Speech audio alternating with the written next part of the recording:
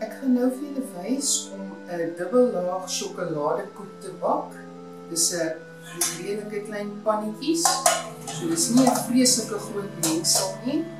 Ek het 250 ml eiers nodig, 250 ml suiker. Tweedens het ek 75 ml water, 100 ml kookolie en 5 ml vanilla. Hier het ek 1,5 koppie meel, 1,25 teelepel bakpoeier, 'n kwart teelepel sout. Hier het ek 80 ml kookwater en 60 ml kakao wat ek bymekaar gaan voeg en dit roer dat die kakao kan oplos.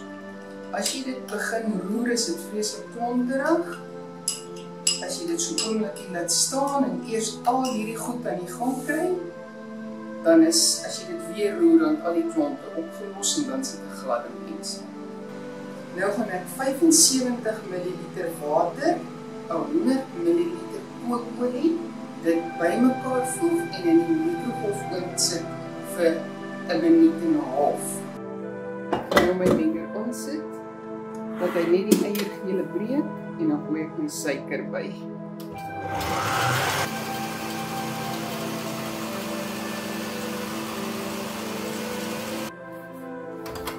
My mengsel het nou 8 minute geklits. Ek gaan nou die menger stadig aansit, dan voeg ek my meel by en dan my olie en kakao mengsel.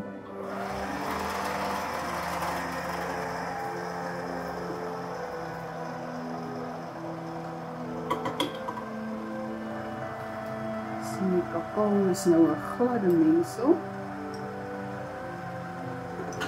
Die kakao. Die olie ook ingooi.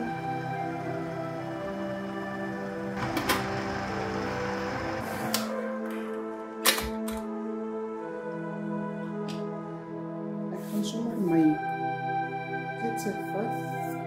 Net so draai hierdie bak in. Die olie en die water moet doen, die meel mengsel neem, en die eiers. Alles is nou by mekaar. So ek gaan dit nou in my voorbereide panne gooi.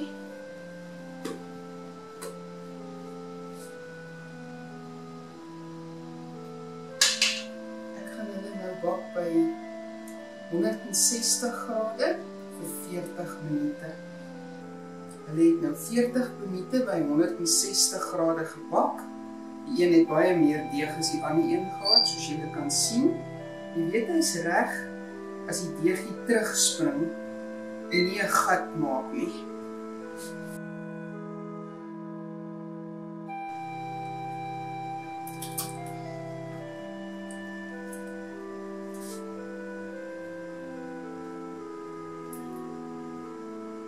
Ek het 'n vorige geleentheid sjokolade versiersuiker geklits, waarmee ek nou gaan versier. Wat uit my vrieskas uitkom.